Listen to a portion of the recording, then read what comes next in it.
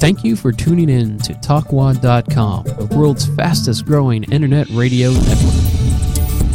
Please check out all the other great shows on www.talkwad.com.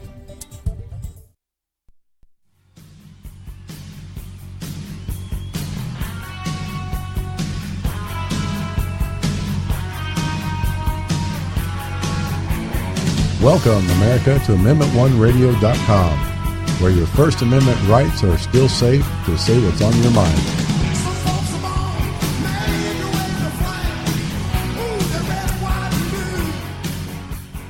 Good afternoon. It is 4:30, and my name is Catherine K. Guns, and this is Firearms Talk. I guess I'll speak a little bit about myself before we get into tonight's show. I posted a bunch on Facebook to invite a lot of guests to hear what I had to say tonight. So a little bit about myself. I have 15 years experience of handling firearms, 2 years as a firearms dealer, and then one day I took a concealed weapons permit course, and I learned more in that 3.5 hours than I did in all the years of handling firearms. So then that inspired me to become a firearms instructor, and now I want to share some of that knowledge with you guys out there. This is my guest, Gerald Markham, who does the talk show Voice of America. How you doing, man? Pretty good. Awesome. Yeah. That's hey, I'll give you a quick rundown of myself, too. Sure. 40 years being an American idiot and having a lot of fun, doing whatever I damn well please, and people need to sit there and pay attention that you've got a court case going on in Tampa of Battle of the DJs. It's a direct derogatory attempt to kind of like knock out your First Amendment rights. Keep an eye on that. Voice your opinion on the Bubba Show or MJ Show and let them know how ridiculous it is for that to be even put in there. So I got to be on Bubba's side on this. Oh, my God. I think I heard a little bit on the news that the jurors are not going to find out. I think the other lawyer went to jail on a DUI or something. Yep, dude got arrested last night. Oh my God, to be continued. Mm-hmm. Anyways, I wanted to also mention that this show is brought to you by our sponsors and advertisers and people out there like you. The studio call-in number would be 727-493-2055.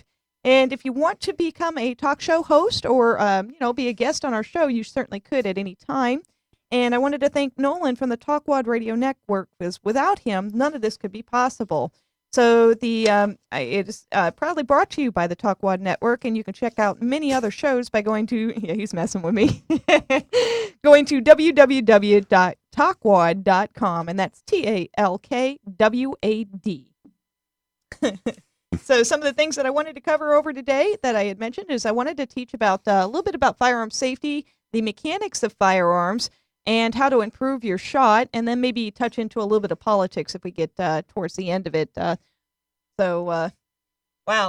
Sounds interesting. Yeah, it is very interesting. I enjoy teaching, and in fact, I just did a class this Monday, and it brought that whole inspiration thing back to me again. So, cool. What I wanted to teach you was the basic knowledge, skills, and attitude necessary for owning and using a pistol safely. And there's many reasons to own and use a pistol for recreational shooting, competitive shooting, hunting, protection of self and family, collecting, the exercise of your constitutional right. And some of the common action pistol types that we're going to cover today would be semi-automatic pistols, single-action revolvers, double-action revolvers, and even the cowboy action guns. And which exercise a constitutional right? Which right is that? That would be our Second Amendment.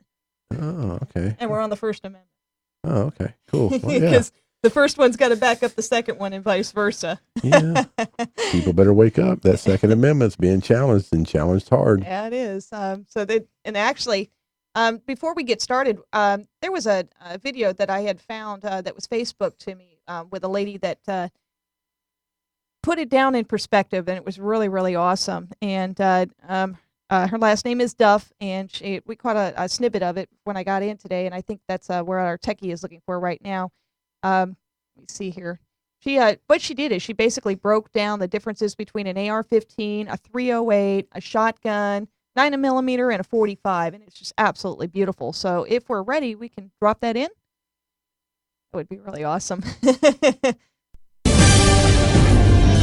Welcome back to Hannity. Now, the Obama administration is trying to trample all over your Second Amendment rights. And I think part of it has to do with the fact that they're just not really well educated, a lot of people, when it comes to understanding the difference between various firearms. But let not your heart be troubled. We're about to give those people a lesson. And for this, we go to the NRA shooting range in Fairfax, Virginia, where world champion shooter Jesse Duff is standing by to give us a demonstration. Jesse, how are you? Congratulations. I'm good, Sean. How are you? I'm good. All right, so what do you got for us tonight? We're going to start with an AR-15, I think. We are. Actually, I have a wide variety of firearms. They are all semi-automatic. They differ in appearance and uses, but they all have the same function.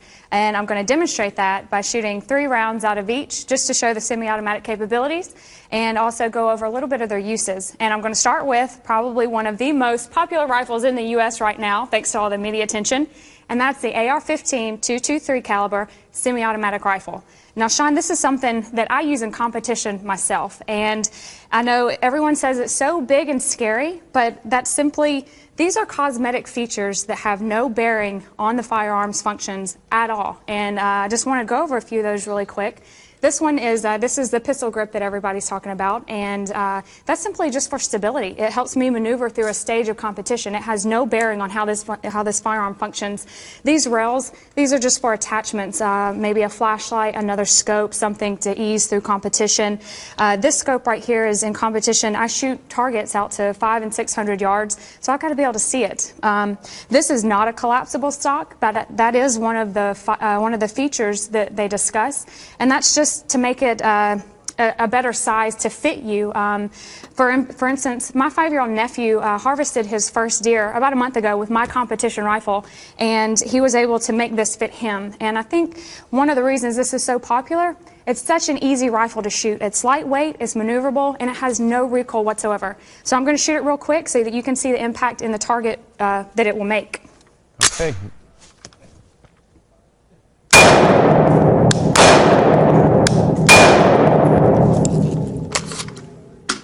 All right, now that is the AR-15 that everyone is wanting to ban. I want to see what you hit.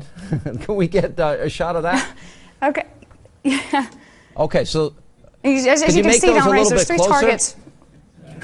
Damn, hell of a mess. I'm only kidding. Well, then you wouldn't be able to see them. No, that was a good shot. And you planned it like that, right? You're that good at marksman. I did. I was right where I was aiming. Okay, perfect. All right, well, the next rifle I want to show you, this is a more traditional hunting rifle, but just like the AR-15 I just showed you, it is a semi-automatic rifle, meaning I have to pull the trigger each time like you just saw. Now, this is a Browning 30-06 caliber semi-automatic rifle, and this is used more so in hunting. This is a popular round just because of its capabilities at long-range distances on big game in the U.S., so I will show you that one.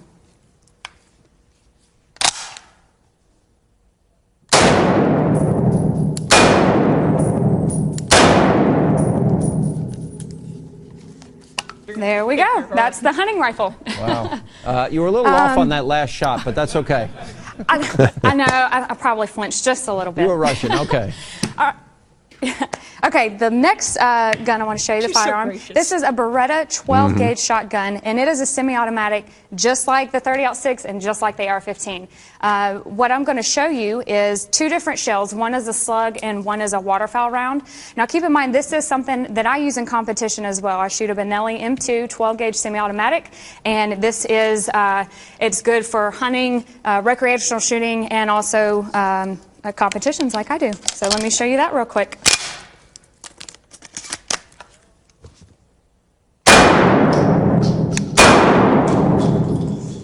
Here we go. As you can see, we have some different sizes in the calibers here. If you want, I can go down range and show these to you really quick. So what you saw there, and you can also YouTube that and check that out. I just wanted to also show you the different sizes of the Big Bad 223 versus a shotgun. And as you can see there, it was quite a big difference there. Yeah. So you go, Miss Stuff. You go, girl. So, yeah, definitely don't go trying to mess her up in her house. It doesn't matter where she's at; she's going to get you. Yeah, it's just unbelievable shooting.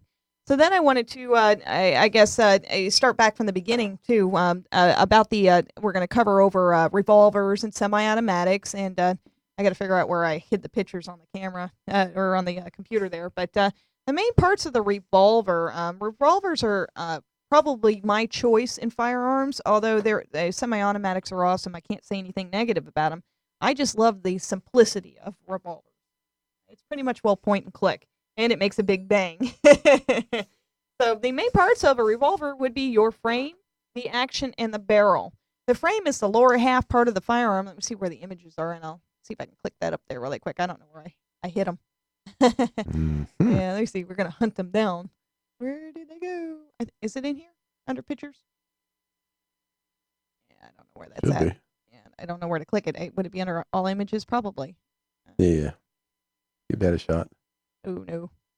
That's not it either. I Nice guess I need my picture of the techie to chick. help me again, because whenever he's at, I lost my pictures. I have no idea where they went.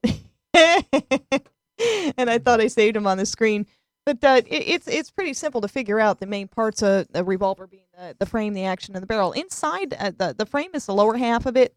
The barrel is pretty much the business part of the firearm. And then the action, it's the trigger and the movable parts in the firearm, the springs and their all the parts inside it, including the cylinder. And then you have the frame component parts on the. We're going to talk about the frame parts.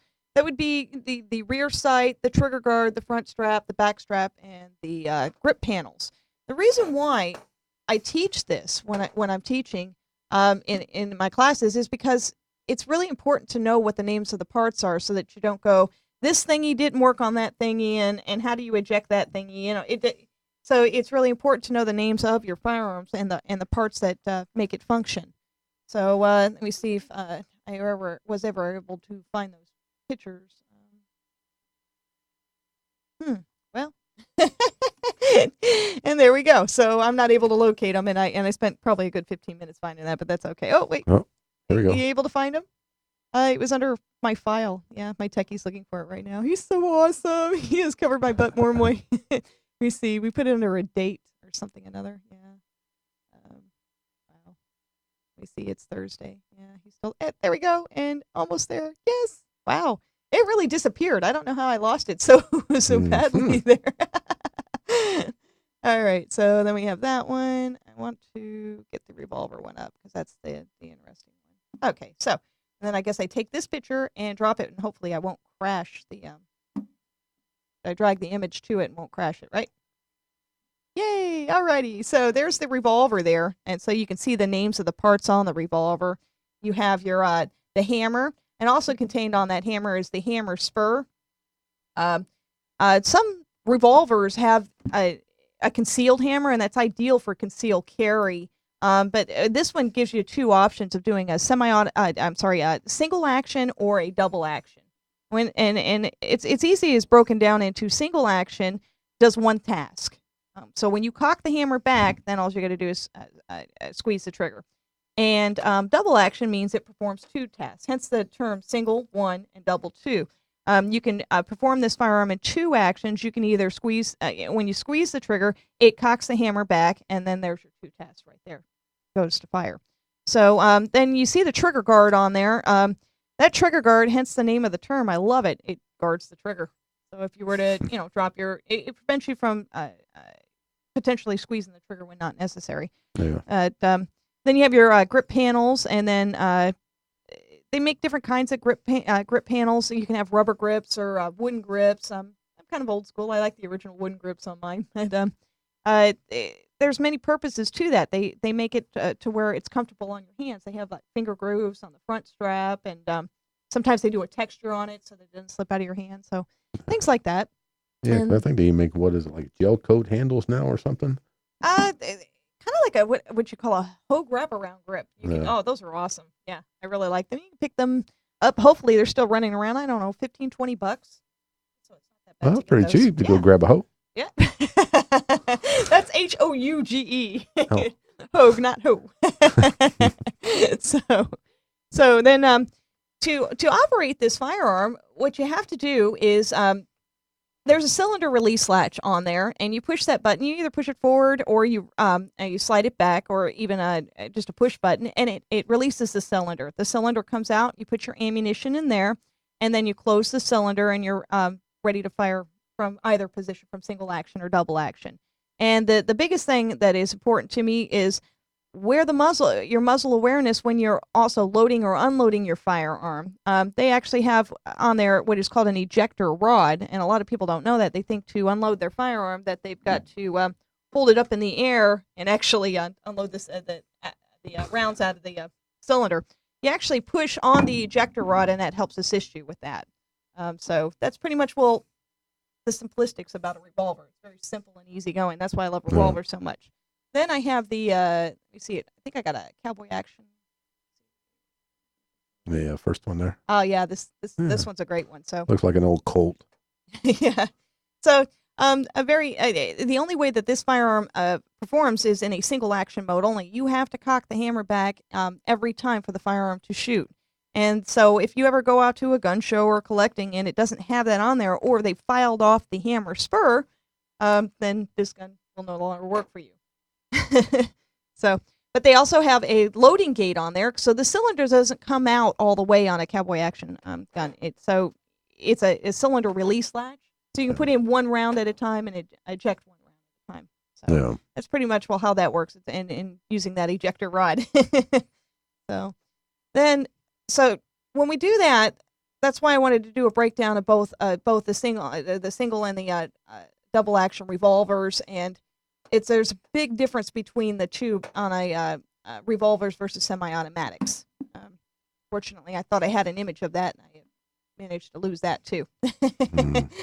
Yeah, boy, oh boy, me and computers. See, if we just have kept it simple, it would be much easier. So we're going to go back to the screen there and get off of that. So hi, everybody. We're back. Yes. So the main parts of a semi-automatic pistol are much like the parts on a revolver. You have your three main parts. You have the barrel, the frame, and the action. And contained on those parts, if we start out with the parts on the frame of a semi-automatic, you have your trigger guard, and then you have your front strap, your back strap, and your grip panels. What's important to know about the parts on the frame there, the difference between the front strap and the back strap. On the back strap, a lot of guns now, like the Springfield Arms, have a grip safety. So in order for this firearm to shoot, you have to grip the gun properly. And when you grip it properly, then you're able to press the grip safety that's on the back strap, and then you're able to pull the trigger. Otherwise, this firearm will not shoot.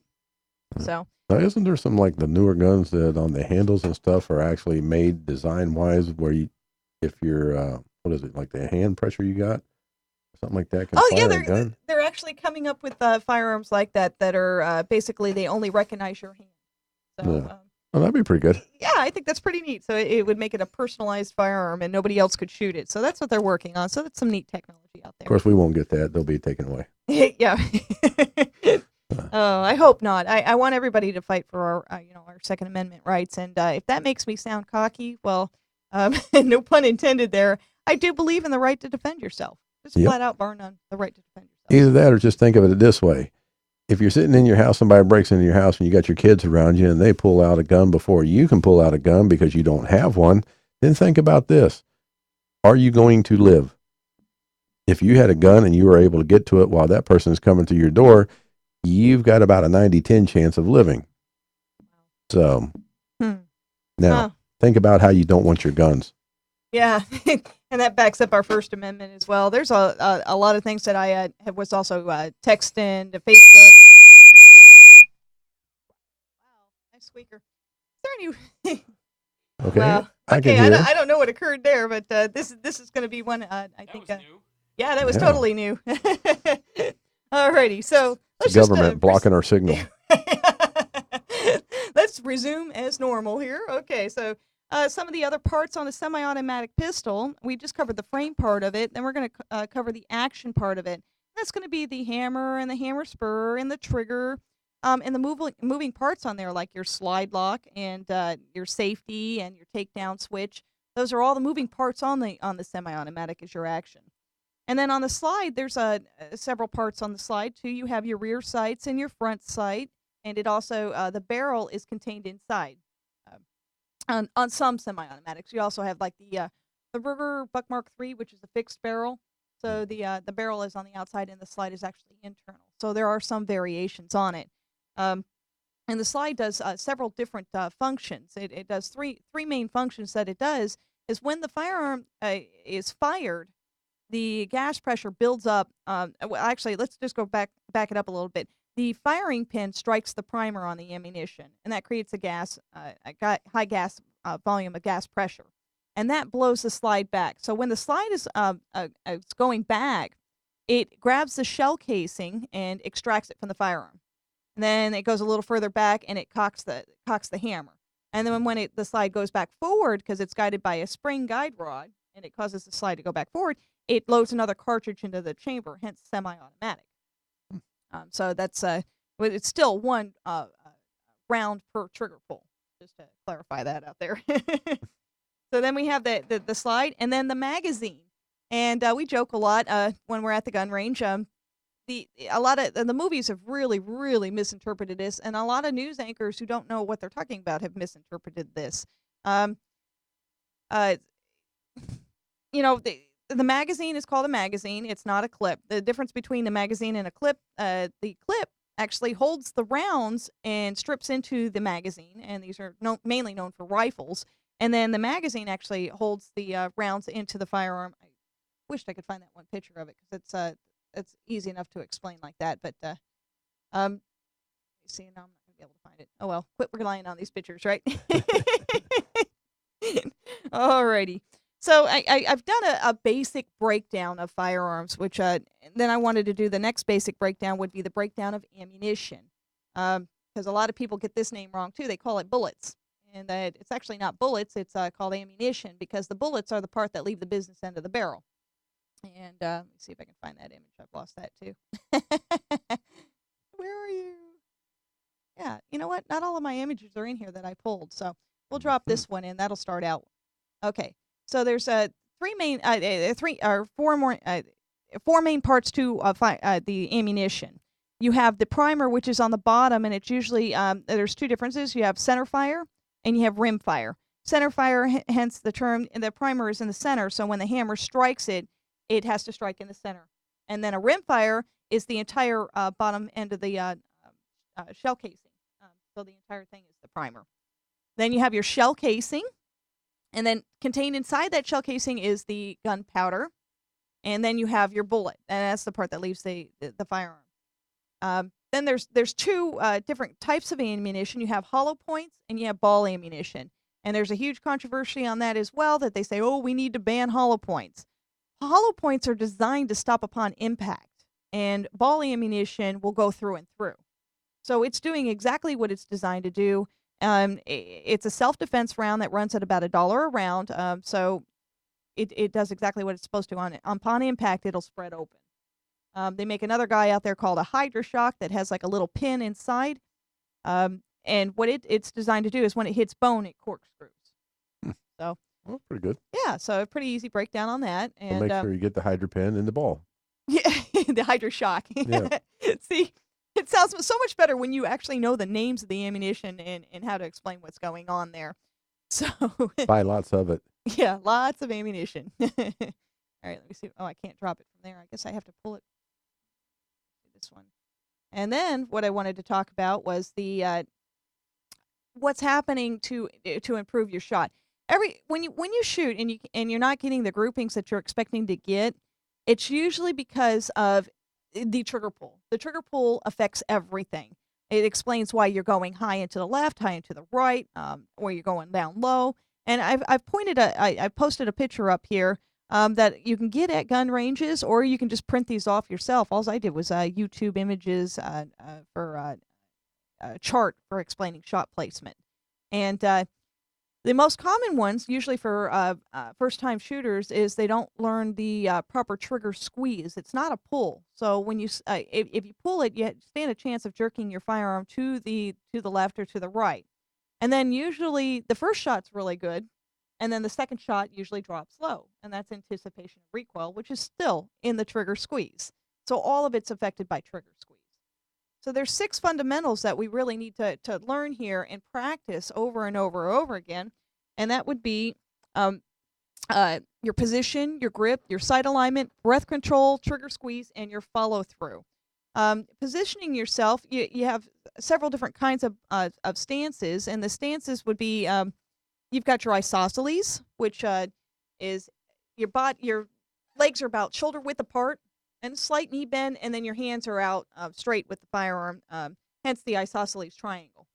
Then you have your weaver, where you take you go from that isosceles where your feet are shoulder width apart, and you take your depending on if you're left or right-handed, but generally it's usually your right leg, and you kind of make an L shape out of it with your foot. So it's kind of a stance like this. I don't know if they can actually see it, but take this leg, kind of they can't see it, but Kind of like a Charlie's Angel stance. yeah, kind of like a Charlie's Angel stance, shall we say? Yeah. And so when you stand like that, you create a little bit more torque on your body, which creates less of a target, and that's a weaver stance. And obviously, a modified weaver stance would your leg would be much further back, and that would be mainly a law enforcement stance that you see, and they love to do it in the movies. Here's the key, guys. When you do these stances, keep your elbow up. The movies always make it wrong. One of my favorite shows on I like that NCIS and Ziva. She's pretty hot. But when you watch it, she always drops her elbow because that looks really good in the movies. But that doesn't make for a very accurate shot. You need to keep that elbow up. And I tell that to a lot of the people that shoot at the range. If you just bring up your elbow, you're going to tighten your grouping up, and it'll be a big improvement. So, Either that, or you forgot the main shot. There's the Gerald shot. The Gerald shot. Yeah. So Gerald, fill me in. Yeah. But I could go a lot of places. But see, it's like you got you a nice 500. You pull it up, and you just go like this: bang, bang, bang, bang, bang, bang. And whatever bullets you miss, hey, at least you got the guy. And that you woke up the whole neighborhood. Everybody's calling the cops. And by the time you scared this guy and he had a heart attack, then, you're doing okay. Well, you often say, and you can watch any of my past shows, we don't do as Gerald says. We laugh at him. That's all we do. I'm the comic relief. Yes, he is comic relief. Oh, my goodness. Yep. So we talked about the position. So you need to get a good position. And a lot of females that I teach, I tell them, when you're doing any one of these 3 body stances, stick your butt out. It's really hard to shoot if you've got your back arched in a C and you're way out like this. You can't shoot. And if you're too far forward, you can't shoot. That body stance is kind of like, in a sense, a karate stance. You get balance that way. And so that it definitely improves on your shooting skills. The second step is the proper gripping of a firearm, and a lot of people seem to not quite understand what's going on with that, and they'll do this movie version, which they call teacupping. We don't do teacupping, okay? That creates a very inaccurate shot and no control of your firearm. So what we do is we got a V grip here. So you see how my hand sits in a V, and it goes right underneath the beaver tail of the firearm. So it goes like that. So I don't know if you guys can see that, but that's called a V grip. And then we have the remainder 3 fingers underneath the trigger guard. And as you can see, I have my finger alongside the frame. I never put it on the trigger until I'm ready to shoot. So then you see this gap right here? This gap right here is where you place your palm. So you place your palm and you fill in the gap, and then you take your remainder 4 fingers and you place them underneath the trigger guard. And then you stack your thumbs. That's the proper way to grip a firearm, and that will increase tenfold on your shooting groupings.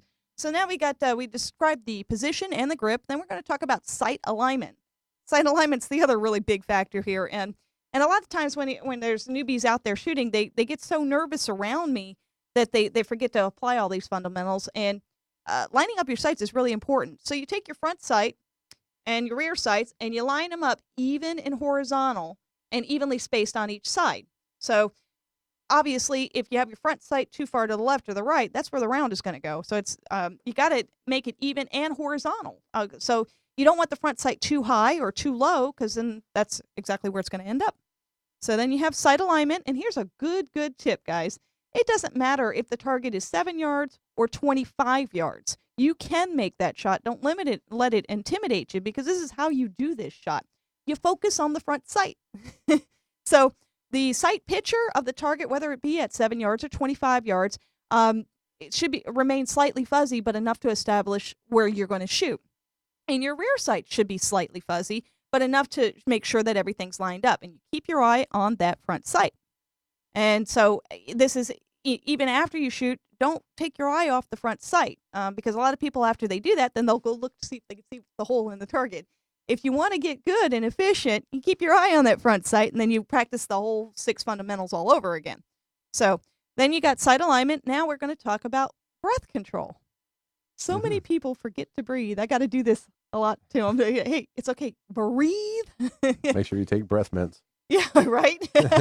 You're funny. So breathing is really, really important. So you do it on your out breath. So you breathe in, then you breathe out. And then there's that still point. That's the stillest point, and that's when you squeeze your trigger. After you make sure that your position is right, your grip is right, your sight alignment's right, then you breathe in, breathe out, then you squeeze. And so that would fall on the 5th fundamental of the trigger squeeze. You got to squeeze the trigger in a rearward motion, even and slowly. Don't jerk the firearm. And if the poundage on the trigger pull is just a little too heavy for you, then either you can have it adjusted or maybe switch firearms, because the self-defense firearms, the small guys there, like the little ones that are easy for conceal, they're going to have a heavy pound on the trigger pull because that's what it's designed to do. They want to show intent for every trigger pull. But a lot of competition firearms, the trigger is very, very light, because that less chance for you to pull your firearm to the left or the right. Okay, so then we got that, and then the follow-through. The follow-through is very, very important. It's much like the golf swing. When you after you squeeze the round, keep your firearm there for a few moments, because if you actually jerk the firearm away, that can affect your shot. So that's pretty much how that goes. And so with the consistency and the balance and support and comfort, you'll form your natural point of aim when you do this. So Okay, so pretty much what you got there is like hold your V, look for your V, stick your butt out, get your position right, aim right, and squeeze. Did you lose your... Cheryl is actually at a loss for words. I'm in shock. No, I was going to say something different. Oh, you were going to the wrong... I got family watching. I really do. Family is watching. Hi, family. Such is life. Hi. All right. So there's 2 positions on your target that you can shoot at, and it would be a 6 o'clock or a center of mass. So when you put your bullseye or your front sight, you can put it right dead center in the bullseye, okay, right center, and that would be center of mass. And then you could also pull it just below the bullseye, which is called a 6 o'clock. And it just depends on, how your shooting skills are, what would work best for you. You know what I mean? Yeah, I know what I mean. So all of those things really affect you. So those are pretty much the best tips that I can give you for that. And then continue on, watch some of the previous shows. I've covered this probably over 10 different times. It's and then you got those firearm safety rules that you have to constantly remember too, and that would be always keep your finger off the trigger until you're ready to shoot. Be mindful of the muzzle. The muzzle is the business end of the barrel, and you never want to point that in anything you're not willing to destroy. And then the big one here is, guys, keep your firearms locked up and until you're ready to use them. And that means separating the ammunition from the firearms and locking it up, so that you prevent access to any unauthorized people, because an unauthorized person is anybody but you. So Now, by any chance, does anybody have access to get like all the paperwork that you got? I mean, is it something like they can order or they can buy or? Oh, absolutely. You can get all of this stuff right on the NRA website. Firearms instructors will teach you it, and it's available for everybody to learn. You can go to your local gun range, and they'll teach you about it. And it's just tips that you pick up along the way. Unfortunately, it took me a few years to figure it out, but once I got there, I was right on the right track. So some other things that you might want to consider when you're shooting, and I love this part. When you get newbies, they call this the brass stance. When shooting a semi-automatic, obviously the round is being extracted out of your firearm, and usually the shell casing is hot. It's not going to burn you though, and so you can tell a rookie from somebody that's a professional shooter by what they wear. Obviously, you don't want to wear white clothing, because the gunpowder and residue will get on your clothes, and it just will stain your shirt up. Also, you don't want to wear low-cut shirts. This is where that brass stance comes in, and you got to be really aware of your firearm safety rules here, because a lot of times the brass will land in a very inconvenient spot. Yes, I've actually seen that at a gun range before, and I thought it was really interesting. Yeah, well, it's interesting in one aspect of is seeing how well they're able to handle it, or Hmm. they might do something really stupid and turn around with the firearm. And Yeah. Well, the that good ends up. thing about it is, being the gentleman that I was, I asked her if I could sit there and help her out and take care of that. Oh, oh my God. I can't believe he went there, but yes, he did. That's Gerald. Alrighty. So, those are the things that I wanted to cover over it too, and then I wanted to cover a little bit about Florida law and some things like that. And Commissioner Alan Putnam really said it best when it comes to firearm safety and also receiving a concealed weapons permit. And I wanted to read that to you, and I've read this a few times as well. But I love what he had to say, and it's in receiving a license to carry a concealed weapons a weapon is a in lawful self-defense. You're undertaking a great responsibility. A license to carry a concealed weapon is not a license to use it. This doesn't make you James Bond. I was Even thinking as an more like armed, Dirty Harry. yeah, well, even as an armed security guard, I have to call the law first. You know, that's just the bottom line of it. You're taking a great responsibility because you're taking you have an ability to take the bad guy out. Okay. So it says, in a license to carry a concealed weapon, it's not a license to use it. And I'm sure that you share my hope that you will never find it necessary to use a weapon in self defense. But if you do, the law will only protect you if you have acted within the law. Okay? And those that are choosing to arm themselves with weapons should therefore be armed with the most indispensable weapon of all, and that's knowledge. So they're providing this information to you as a service in pursuant of that goal, and that you can only you can provide the wisdom, restraint, and good judgment the law demands of those who possess the ability to take another man's life. And we got a lot of new people out there doing all the gun buying that they can because of the fear of the ban. So it's really strongly advised that people that are doing this that are still not as familiar with firearms and how they function and understanding the law get educated, because this is what's making us look bad as well. Yeah, they have to be doing something because, if you keep going in there and you wind up getting into a bad situation, you don't know the rules of it, you don't know the laws of it. Next thing you could do, you could be wind up abandoning your family for a lifetime sentence. And quite honestly, it's gone up for a debate, and I've been asked it many a time. Do I think that the gun laws on criminal acts should be harder? Yes, I do. I think that if you commit a crime with a firearm and if it results in death or serious bodily injury, I think they should get life. Yep. Because this is what you need to be using instead of using your temper. You can't use a firearm to gain leverage in an argument. That's just not how it's supposed to be. When you're carrying the firearm, it's your confidence piece. And it's not something to be bragged about or made public. That's Nope. why they call it concealed. So and the other part of your responsibility is to not put yourself in an environment that could potentially be dangerous. So going out to Ybor at 2:00 in the morning is probably not a good idea. Yeah. So Yeah, 'cause you got to have common sense. Because even me, I carry a 44 underneath my seat all the time. And, I'm in the construction industry, and I had a wonderful contractor that stole $10,000 from me. And even with my temper the way it is and everything, I managed not to shoot him. So I left my gun in my truck. So, and I'll tell you what, he doesn't get me paid here real soon. I'll be more than happy to give his name publicly here in the next 2 weeks. oh wow, I guess that was a little bit of a warning out there. But his point being that we all are in control of our temper and the way that we behave. We are all human.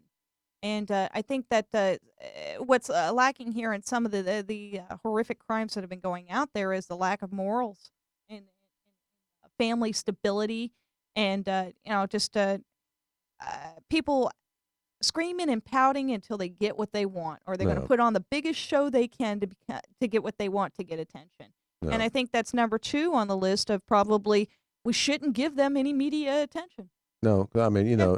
even the tragedy in Newtown there is just, it was a tragedy and everything, but the whole problem with it is the media misconstrued it. They took it out of content.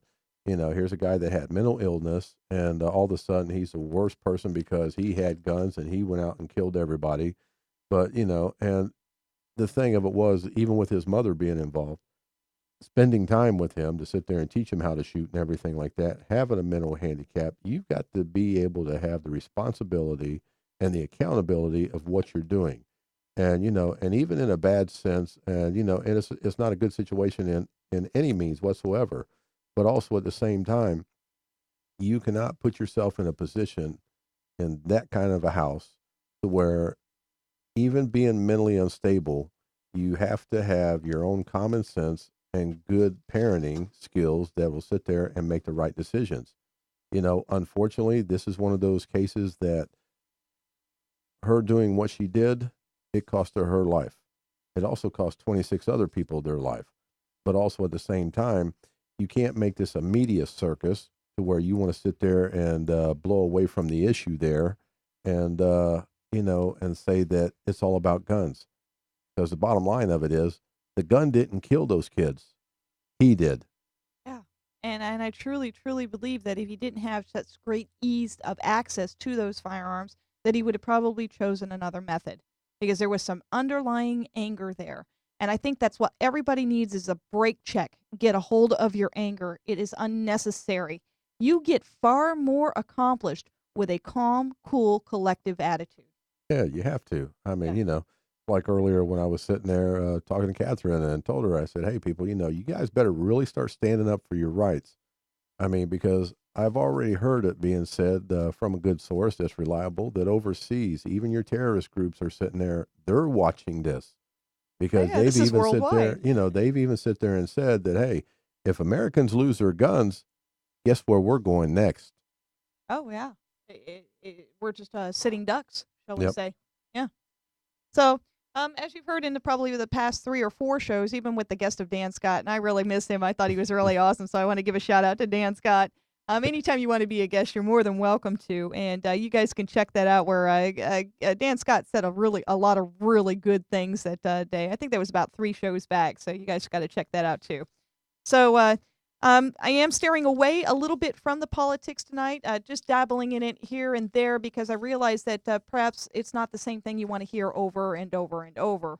But so now I think where I left off was probably about a month ago. We were talking about the gun range rules at the range, and there was a lot of humor in it, and I get it a lot of times. So I thought we would go over a few of the things. I often call it my flight attendant speech when people come in to shoot at the range. The first thing I ask them, which is usually the most important to me, is, are you familiar with firearms? Have you ever shot before?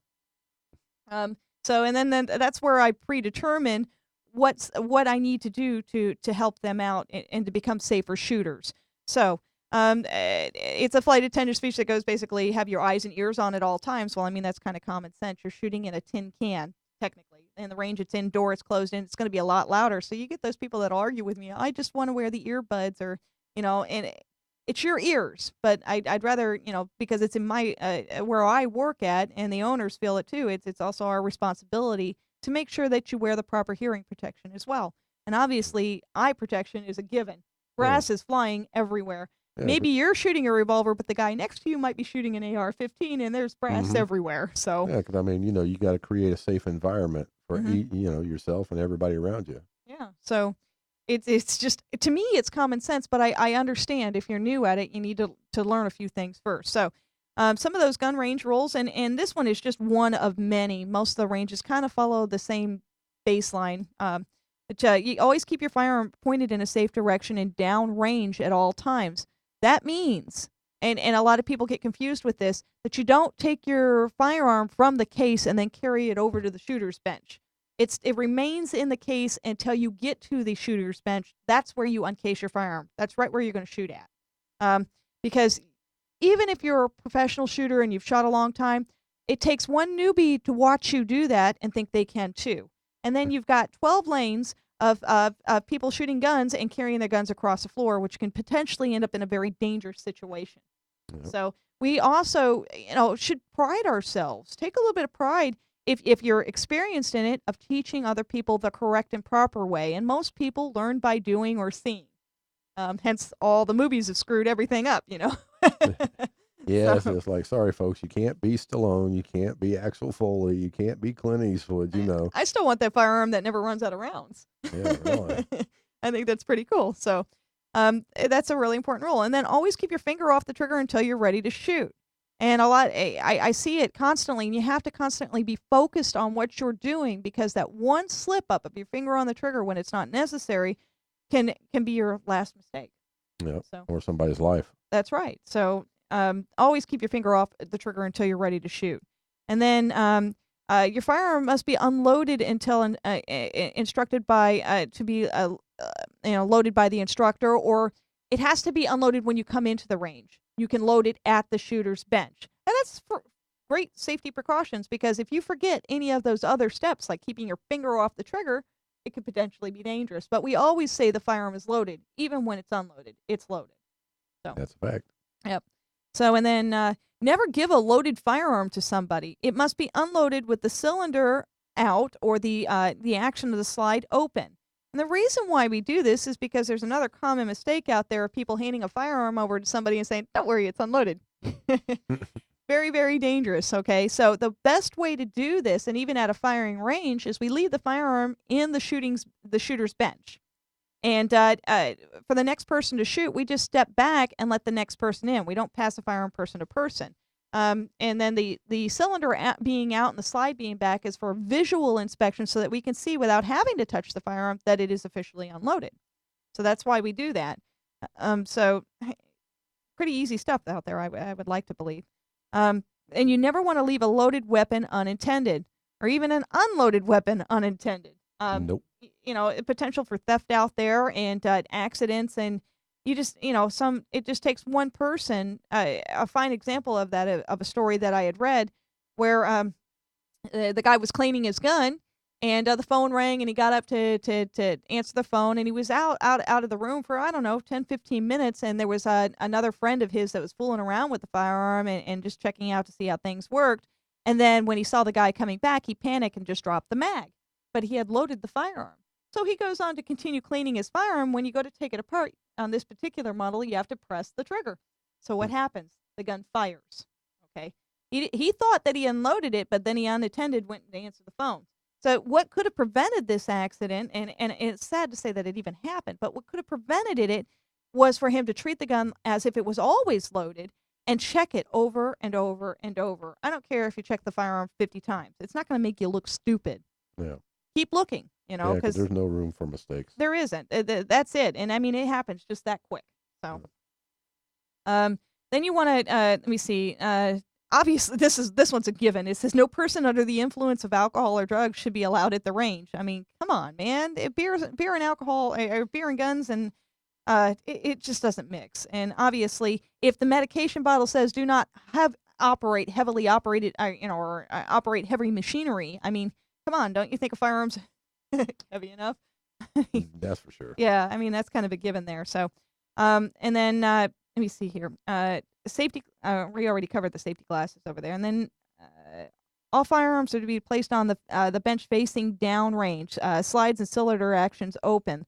The reason why they're saying this is, let's say you had a potential of a hang fire. There's actually 3 types of malfunctions amongst many more, but the 3 most common malfunction types. You have a misfire, which you pull the trigger and nothing happens, and a hang fire, you pull the trigger and nothing happens. But the difference between the two is the hang time. Yeah. A misfire would simply be nothing happens at all, but a hang fire, there's a delay in the fire. Yeah, don't point the gun and say, "Look, there's nothing in there." Right? So that's why they're saying keep the gun pointed downrange at all times. And if you happen to have one of those 2 malfunctions happen, you can't tell or determine which one it is first. You have to hold the firearm downrange for 30 seconds at least to determine it. Yep. So later on, for self-defense, obviously, you won't have time to tell the bad guy, "Hey, wait 30 seconds, my firearm malfunctioned. We have to wait 30 seconds to make sure, there's..."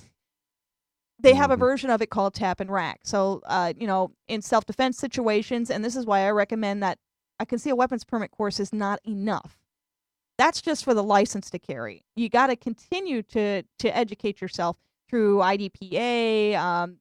There's more advanced courses at the range that I work at. Home defense, self-defense, goes on and on and on. And they'll teach you the version called tap and rack, where you tap the bottom of the firearm and you rack the round, and you take a potential chance that the round could still go off.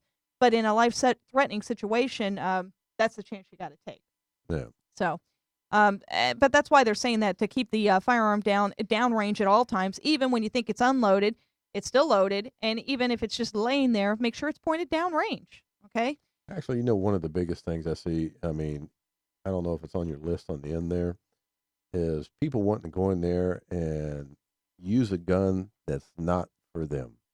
I mean, when I Happens all the did, time. yeah, because I mean, when I sit there and did my weapons course, I went in there and we had to go get us a gun, do our test fire shots and all that stuff for target practice. And, and it's just like, I mean, I'm a pretty good sized guy. And so I went out and rented a 44 Anaconda. So, and the worst thing about it is we had a couple other people in there and, they wanted to shoot it. So I said, hey, no problem. So unfortunately, no offense to anybody, I won't say his name, but we had this little Limp Biscuit guy that was about 105 pounds that thought he could sit there and shoot it. And when he's sitting there holding the gun's dropping and he pulls the trigger and he shoots the floor 3 feet in front. So, I sit there, I tell the guy, and even the range guy sits there and says, hey man, look, you got to hold the gun. So what's he do? He goes to fire it again, and I'd be damned if he didn't sit there and start to drop it down again. And it's just, the gun's too big. Don't do it. I mean, it may look cool. It may sound like fun. It's still a deadly weapon. You're responsible for your firearm and how you choose to handle it. That's the big thing here. A way to find out if a firearm actually fits you is also goes along with those 6 fundamentals of the weight and balance of the firearm, but also to see if you can properly grip the firearm. Obviously, I'm going to show you with this blue demo the proper grip again. If your thumb and your middle finger touch, then that firearm is right for you. But it has to touch in a V grip. So you have to put the web of your hand underneath the beaver tail of the firearm to grip it properly. And now, as you can see, my thumb and middle finger do not touch. And because they don't touch, I'm not gripping this firearm correctly and could affect my shot. I have since then learned to compensate a little bit, but it goes into strong play, just like he was saying. This gun was a very, very heavy firearm. And he was dropping the muzzle down in a very unsafe position. So if you can't handle the firearm, don't shoot it. I mean, that's pretty much what looking common cool sense. is one thing, but being dead or killing your friends is, just totally asinine. Well, here's the thing, and you got to separate the two. The fun comes later with firearms when you actually become an accurate shot. So you got what they call show-offs, and showing off can actually end up in a bruised ego or far much worse. So educate yourself. You show off much better when you're educated about the firearm. You know all the mechanics of the firearm, how it functions, where the magazine drop is. I mean, a lot of people, when they handle a firearm, don't even know how to drop the magazine, or they're not capable of racking the slide on the firearm. If you can't perform those simple functions first, then perhaps that firearm is not meant for you. So.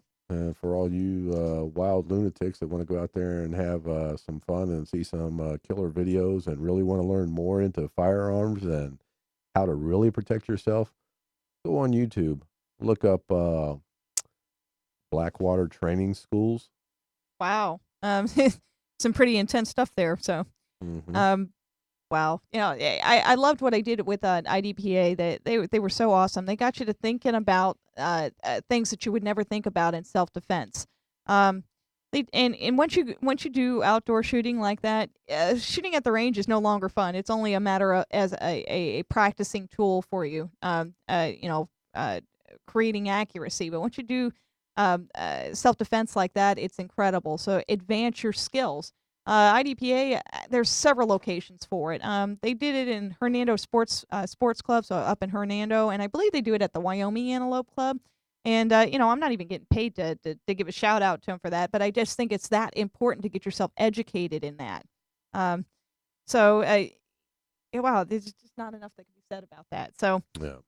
All right, so let me see. It's like if at first you hesitate, put the gun down, check it, and make sure you're all right with everything. Mm-hmm. Oh, here's another really interesting one on that list. It says no tobacco chewing or smoking allowed on the firing line. I mean, that's kind of common sense, too. Come on, gunpowder and flames do not mix, all right? Like, hey, George, got a cigarette? Oh, let me light it up right here. Right? Boom. Oh. And the tobacco chewing is the same as gun chewing when you're out at the range. The reason why they don't want you to do that is because it can absorb the lead, and you continue to put that lead in your body consistently. So that's why they don't want you doing that. Obviously, no eating or drinking either, because you're dealing with lead, guys, and lead's potentially dangerous. It is Don't eat the dangerous. lead. Yeah, right. So then, when you're done shooting, wash your hands with cold water, because if you wash it with hot water, think about it for a second. Hot water opens up your pores, so that gives the ability of lead to absorb into your skin even more. So wash your hands with cold water with like a Gojo or something, kind of gritty to take off the lead before you decide to go out and eat. And then obviously, don't wear the same clothes all day. It's all over you. So. Or if you don't like your girlfriend, sit there and rub her face. You're so messed up, man. You really are. But we love you. We really do. Anyone in an unsafe or illegally modified firearms is strictly prohibited on the range. You're not allowed to participate in a class with such firearm. And that's being educated on your firearm, too, where they are trying to close the loophole. Usually somebody that has an FFL has gone through some pretty strict licensings to get to where they are to sell you a firearm, which requires a 4473 and a background check to get it. So they're trying to close the loophole in the gun shows, and I kind of get it. I really do, because the people that are at the gun shows selling private to private, some of them are responsible, and then you got those people out there that are in it for a profit. So they don't care who they're selling the firearm to, and I think that is a big issue. That's how I got my gun. So they just give us the 5-minute cue, but I just wanted to, when I say that,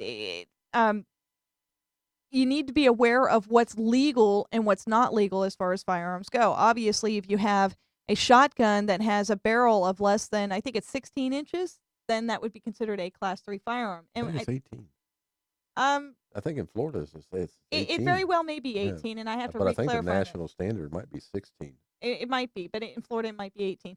See, it's important to know those, and I think we covered Class 3 firearms. I think maybe in our second or third show we covered all of that. I'm not able to remember it all because I don't have any more Class 3 firearms, but there is a certain barrel length, so you guys got to be aware out there when you buy it, because what happens is you end up with a firearm that's too short in legal length, and it has happened. I've worked at gun stores where I've seen guys bring them in, and they were just totally unaware that it was illegal.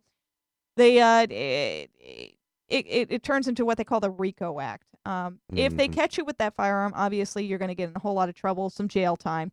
Then they're going to take the house, because the firearm must have been in the house. And then they're going to take the land that the house sits on, and, well, it must have traveled in the car. So they'll take the car and everything in and around it. That's what the RICO Act does. Yeah. So. Oh, one of the even better things about it is for all you recreational users that like to smoke green or do that kind of stuff. A lot of people don't realize if you're sitting there riding around, you got a joint in your car and you've got a concealed weapon. Guess what, guys? You get pulled over, it's considered trafficking. Yeah. They're not going to view you as being a legal gun owner at that point in time, because obviously drugs of that caliber is a felony charge. Yep. Oh, it's a felony. It starts out a minimum of 3 years. Ooh, wow. See? So there's a lot of things that you need to consider and think about out there when you're doing it. And I'm proud of those that have already taken their concealed weapons permit course, but I want to push them even more into educating themselves. And because it's up to us to show the responsibility to the world out there that we're responsible people, and that we went through everything that we had to get our licenses to carry concealed or even open carry in some other states. But it's our right, and that's what they're trying to take away, is the responsible person's right to stop the criminals. But since when did you ever see a criminal scratch his head and go, that's illegal, man, I better not do that? Or even a drug addict saying, well, gee, that drug's illegal, I better not take that. It just befuddles me on some of the people's opinions out there. And I'd like to believe that video we also showed on our show today clarified that the 5.56, the big bag AR-15, is not clearly defined correctly, and I'll touch that into my next show as soon as I get more documentation on it. But it's a .223 round, which is technically no bigger than the circumference of a .22 round. Okay, and what was showing in that video was the difference between the 5.56 or the .223, the .308, the 12 gauge slug, the bird shot, then a 9mm and a 45, and the .223 was the smallest round. So that's basically where I want to leave off on that, and there's so much more to touch out there. Anytime anybody wants to call or have any questions about our show, the number is 727-493-2055. And I just wanted to thank the Talkwad Radio Network, because without him, this couldn't be possible. So anytime you want to be a show host or check out other shows out there, like Gerald's show is coming up at 6:30 to 7:30. Yep. It's called The Voice of America, and he talks about the First Amendment. I talk about the Second. Yeah, So, for sure. and you can check that out at www.talkwad.com.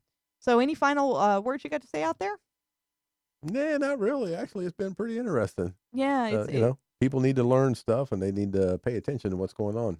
yeah, there's a vast of knowledge out there, and even in 15 years of owning firearms and doing them, I learned so much more in that little 3.5-hour course. That education is, invaluable. You can't learn enough, and as my favorite friend I used to say is, we learn until we die. Yeah, So, that's a fact.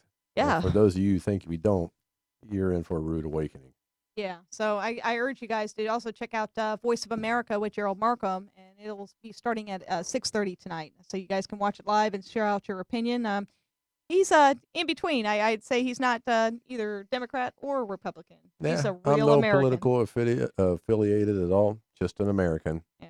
with a big mouth. Alrighty, guys. You have a wonderful night out there, and be safe. Take care. Mm-hmm.